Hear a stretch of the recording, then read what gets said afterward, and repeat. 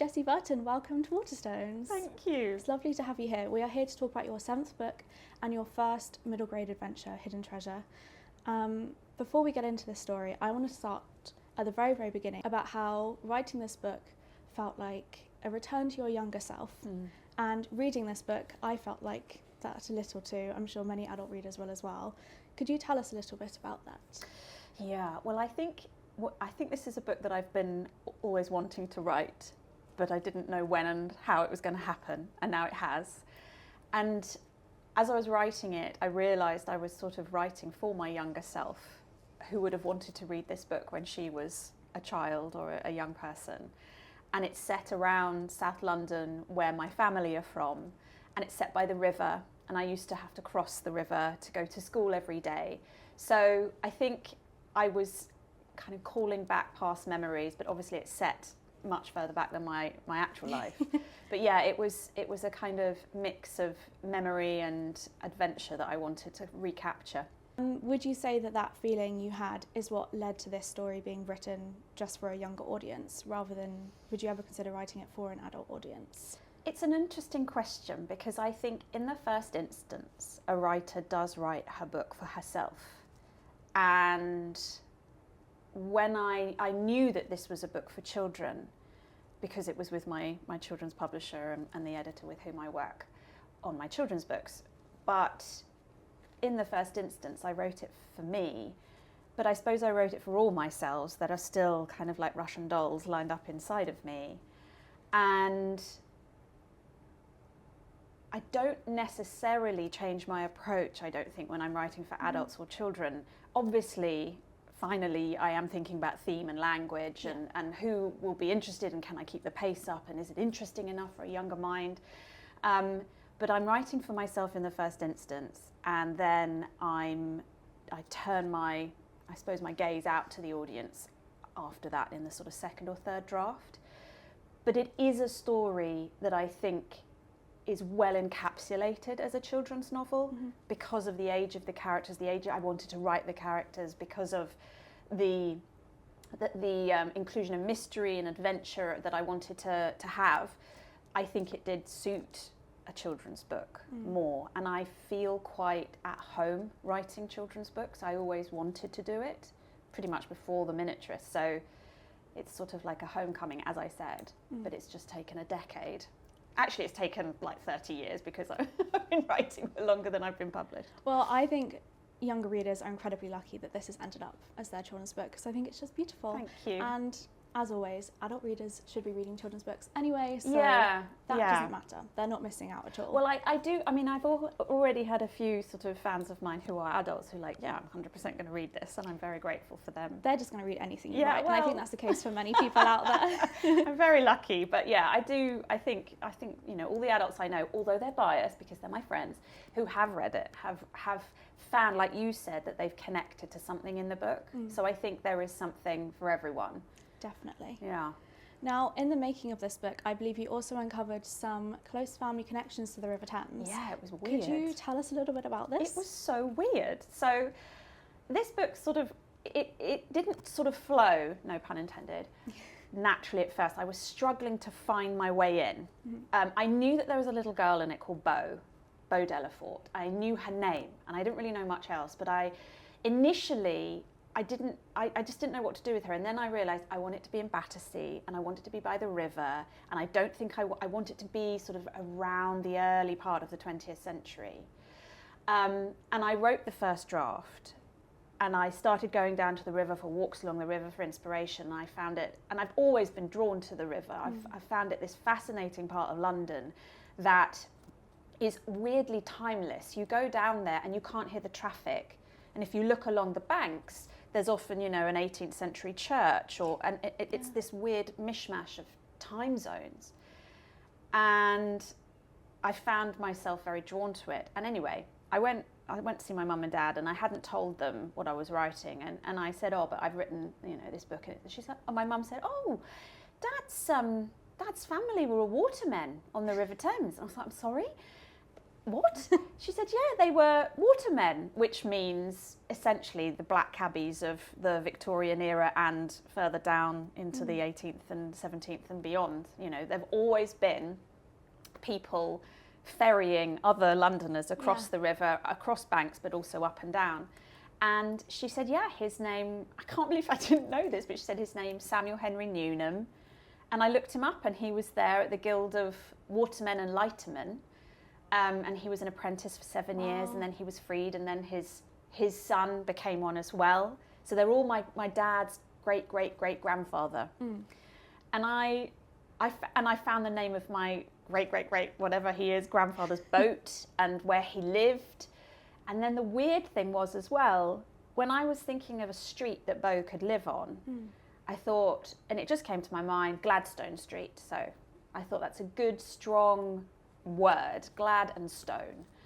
Anyway, I wrote this story somewhat, you know, just from my head and heart without doing much research initially.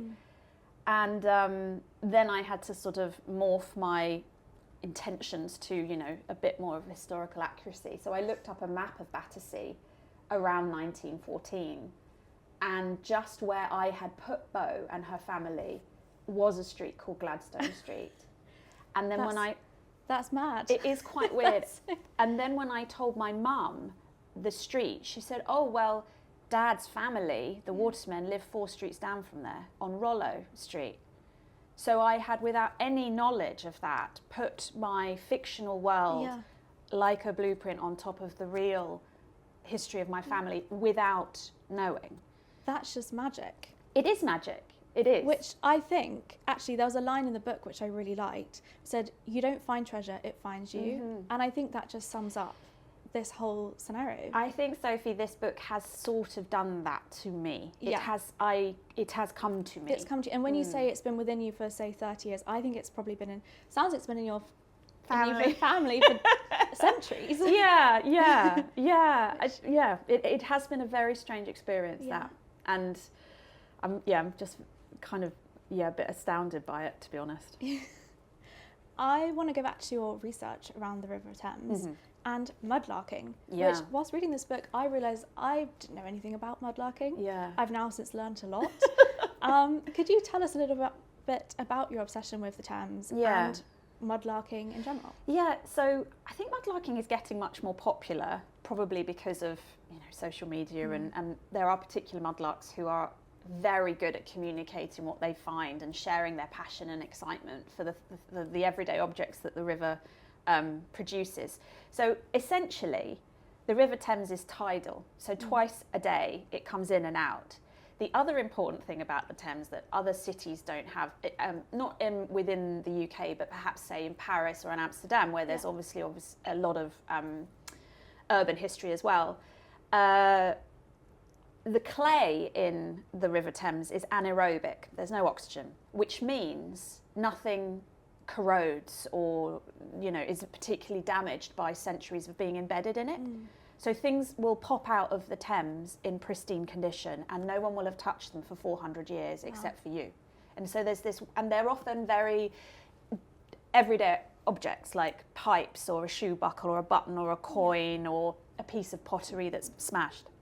And the reason a lot of it is in there, and a very informed mudlark told me, is not because people were just dropping it constantly by the riverbanks as they walked. It was because street sweepers would shovel up horse manure and everyday rubbish that was chucked out of the streets and dump it in the Thames, and that's how it all ended up there. And kids around the book time, the book's set in around 1918, but before that as well, Victorian children and beyond, would be called mudlarks because they would be considered like the lowest of the low in the social economic hierarchy, and women as well would do it too, very poor women. They would sift in bare feet the mud of the river for pieces of coal or copper or iron, anything that they could either use for their own homes or sell on. And then around the middle of the Victorian period, antiquarians and museum collectors started paying the dredgers and the builders of the bridges good money if they found anything. So if you go to the British Museum, you'll see the Battersea Shield, which is this outstanding Bronze Age shield that was literally like Wow. glooped out of the Thames. And they think it's like a ceremonial offering. Yeah. And this Battersea helmet with these amazing bronze horns and like really stunning items. So a lot of that stuff came out around that period and ended up in either private collections or museums. So it's just this like extraordinary jumble of items of Londoners' lives that are lying in wait in the darkness, and you do need a permit to do it. When I was researching the book, I walked along the river, and you can just experience what it's like to be down there. And I went on a few guided tours because the Thames Explorer Trust will take you down if you don't have a permit to experience it. I read that you compared searching the river as to piecing together a story, and I just think that's just a beautiful way of putting it. And I think the way you've written about mudlarking in this book is just so magical. It's like a hidden history below the Thames, which is just, the mystery of it all is just wonderful. Continuing, it's not just a mystery and a magical story, it's also a historical adventure set during World War One, and it's a book that doesn't shy away from loss and grief, entwined with that magic and mystery. Without giving anything away, could you sort of tell us a little bit about making the decisions to write about grief in this book and for a younger audience? Yeah, I mean, it happened slowly, and I was just trying to work out what was going to happen to these people who were in my mind and what would be bearable, I suppose. And the fact is that in life some things are so hard and so difficult and we don't know how to deal with them, and they do happen to us at different times of our lives. And I think I wanted to give Bo a challenging journey, a journey full of positivity, her friendships that she has, her own strength she finds within herself, but also I suppose a journey to understand how she can cope with really difficult things and how you do that and how you move on. And I think my realisation that this was a theme of the book came slowly, and I realised it was something I wanted to explore and I suppose give to her, a difficult offering, but also one that does make her stronger and more self-aware and more appreciative of all the beautiful and wonderful things that are in her life as well. Moving on to something maybe perhaps a little lighter than loss and grief is food. Now, you've previously spoken about the food in your books, The Miniaturist and The House of Fortune. Yeah. But I want to talk about the food in Hidden Treasure. And the Restless Girls, because they eat a lot of food in that tree palace. I think you're just great about writing about food, to be honest. Well, I love food. The way you wrote about the food was just so enticing. Thank you. And there's a few decisions that come up throughout the book where there's mentions of lifetimes of cocoa and bags of sweets, sort of weighing decisions up on where to go next. And Harry's dinner, the pigeon farewell pie tea, and apple fritters. Yeah, I just thought it was lovely. Could you talk a little bit about the food in this book? Yeah, that was I got all those food stuffs from a time appropriate, period specific recipe book, and I picked the ones that I thought would sound as appealing to a modern audience, because some of them were a bit like, don't think we'd like that so much now. No. But yeah, the chocolate cream. I don't even know what that is, but I just saw the two words chocolate and cream. I thought, that sounds great. So I'll put that in. And yeah, Bo's sort of delight about her sweet shop purchases. And yeah, it's a really important part because it's, it's fortification and it's pleasure and it's sharing. And yeah, so the tea they have at the beginning of the book is this, an all out, all effort, no expenses spared. Tea for Harry, Bo's brother.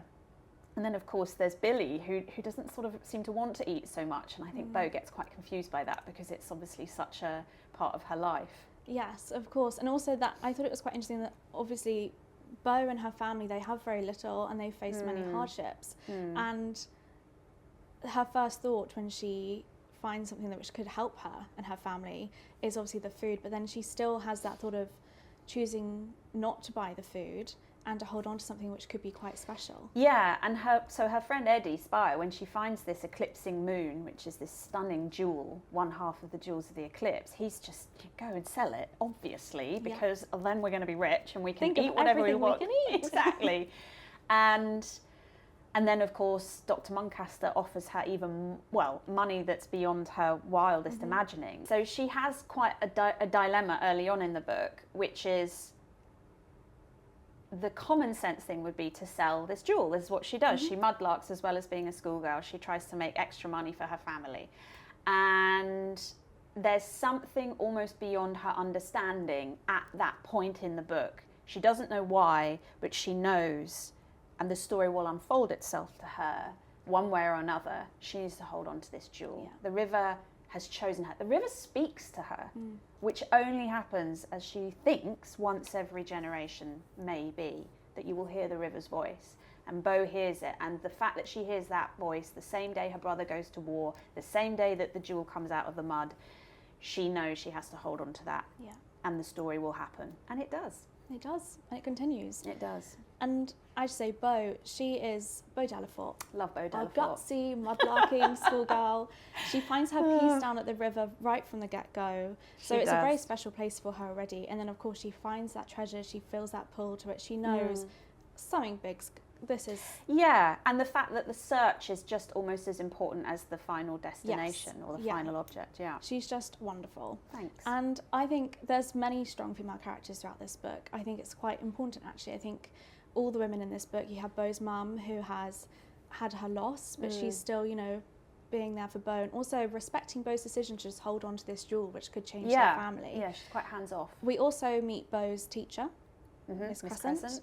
And they have a very wonderful friendship. Bo really looks up to her. Could you talk about the friendships throughout this book? Yeah, I mean, friendships are so important to me in my life. I don't have any brothers or sisters, so my friends are almost like my sisters, my close girlfriends. They're still my friends that I met when I was 11, kind of Bo's age, yeah. And when I was writing the character of Miss Crescent, I realised an opportunity to create a character who's not simply a nice lady. She's quite unlike any other woman that Bo has ever met before. For a start, she's a teacher. And of course, because it's World War I, more women were doing jobs that were traditionally held by men, because most of the men of that age were fighting. And she's quite a challenge to Bo, and she pushes Bo in ways that, as the story unfolds, you realise Bo could never have imagined. And it's not always comfortable, but it gives Bo adventure, and she's just exciting, and she makes Bo think that there are things that she could do that were beyond her normal purview as she'd known it. And she was just great fun to write. I loved writing Alice Crescent, and I borrowed my best friend's name, Alice, for Miss Crescent with her permission. The other important friendship for me in this book is Eddie and Bo. Actually, and Billy and Bo. I mean, there's lots of important connections in this book. Bo has Billy and Eddie. Eddie is her kind of earth friend, her sort of... I won't give spoilers away, but there was a decision I made at the end of the book that I was a bit sort of unsure about at first, but I know I made the right decision, because Billy is a boy who speaks to Bo's imagination, who awakens in Bo the storyteller, the adventurer, that side of her that I think frightens Eddie a little bit. Eddie is salt of the earth, protects his people. He wants to sort of be safe and to make money, and because for these people, they are from a community where money can be the difference between the poorhouse and, a normal-ish, comfortable life. Yeah. So whereas Billy is this friendship of mystery and storytelling, Eddie is a friendship kind of the gut and the protecting one. So it was just really great to be able to portray all the different kinds of friends you can have in your life. And ages, because obviously Miss Crescent is older than Bo, but they have this connection. Yeah, I thought that was wonderful, and also something that I think your younger readers will really relate to, because they'll have maybe family friends who are that older sort of role model to look up to. They'll have school friends and all the different friendships, and there's issues of trust and For sort of sure. looking out for each other. Yeah. So I just think that was And wonderful. I think if you're lucky enough as well as a child to have a teacher who sees you sort of as a person with potential, that is more priceless than any treasure, because that will echo on in your life. And so I think when I was writing Miss Crescent, I was thinking of some of the teachers I'd had who were kind of went above and beyond the call of duty. Yeah, they saw you as Jessie Burton, writer. Yeah, person. no, I think they did. Which I think is what we need. We Kind need of to why I'm be- probably sitting here today, partly. Thank you to those teachers. Thank you. You know who you are. Now, Hidden Treasure, I just want to finish up. It has it all. It has history, magic, friendship, mystery. It really is just sort of like all-round perfect children's book. Could you talk a little bit about what you love about writing for children? I think partly one of the reasons why it's different is because children have read less by sheer dint of not having been on this earth as long. Yeah. So you are in possession as a writer, if they're going to read your story, of a very big responsibility and a very big power that you mustn't use ill-advisedly. You have to be thoughtful and truthful and full of integrity, and you have to fill it with truth and colour and make it worth their while. Because I remember the books that I read when I was the age that I, of the Hidden Treasure readers, have stayed with me. You don't read them like normal books as an adult. They kind of inhabit you. They live inside your head, in your rib cage. You can access them at 42 years old. You can get back there quite quickly. Such is the power of those books at that age.